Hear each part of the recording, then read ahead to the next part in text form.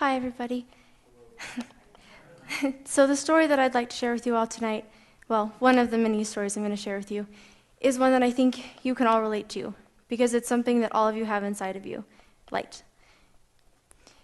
Today I'd like to tell you about my favorite part of the day. I love waking up with the sun shining through my curtains. Some of you might think that's funny, but do any of you ever find yourself pausing your day to soak up sun a little bit? Okay, good, because I was going to say, well, I do.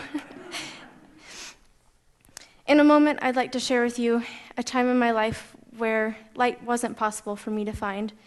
But first, I'd like to share with you a quote that is my favorite, and it'll give you a perspective on what I actually believe light to be. People are like windows. Once broken, they can never be fixed. But what you can't see now is that the shattered pieces reflect light far more brightly than they ever could when the window was whole. You see, light is so much more than sunlight to me. There are days when I walk down the street and I see people, and it is so impossible for me not to see light emanating out of them. And that is so powerful because that means the light prevailed inside of them.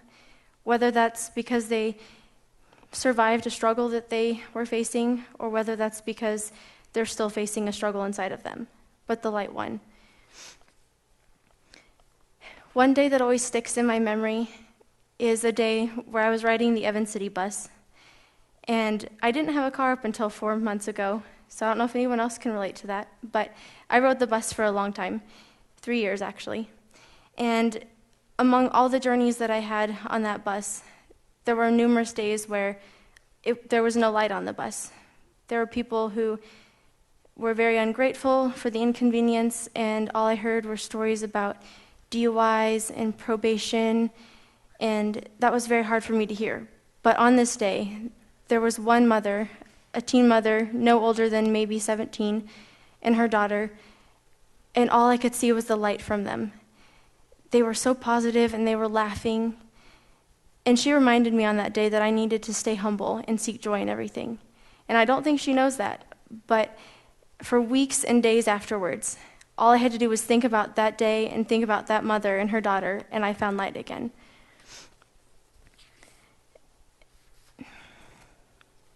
Some of you may be wondering why I started off talking about light, only to talk about a story that's going to be so hard for you to hear. But I wanted you to understand first why light is so important to me. 11 years ago, on a day where light was all around me, suddenly darkness fell on my family. A drunk driver ran through a stop sign and T-boned the driver's side of my family's car, where my father and twin sister were seating, and they lost their lives instantly. My younger sister and I were taken to the hospital, and my younger sister had inner contusions, so inner bleeding internally, and I received a lot of head trauma. I was placed in a coma, and 3 weeks later, woke up, but still today, suffer from a partial facial paralysis on the right side of my face and deafness in my right ear. I also had to relearn how to walk as part of my recovery. When I walk through my daily life, I try to notice all the positive things around me. I try to see all the positives. I try to always have a positive comeback. And I'd like to think that I always walked through life this way, with a smile on my face. But it wasn't until a day in my high school career, towards my senior graduation, where I really understood why this positivity was so important to me. One thing that I'd always wanted to do since I started high school was to speak in front of my entire student body. Mind you, there was 1,000 people there. Seems kind of crazy. But that's still something that I always wanted to do. So, before prom my senior year, I signed a whole student assembly to talk to them about the story that I'm sharing with you here tonight. And when I looked in the audience afterwards, there were tears in the eyes of many people who had never given me a chance to talk to them.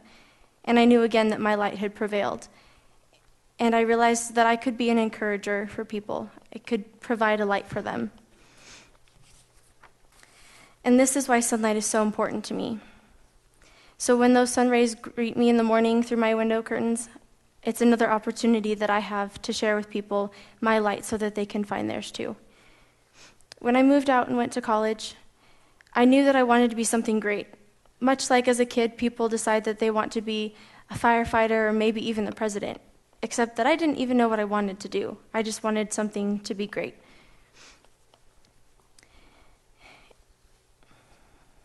With opportunities to run in college on a track and field team and a cross-country team, and to also pursue a degree in something I'm fiercely passionate about, criminal justice, I know that my light is far from burnt out. And there's not a day that passes where I don't find more and more lights that I hope to never burn out. I interned in a court for 5 months this past fall as a victim advocate, and I became increasingly aware of all the struggles that some people have to go through, like domestic violence and addiction and alcoholism, to name a few. And I became increasingly aware that there were so many things that I wanted to do.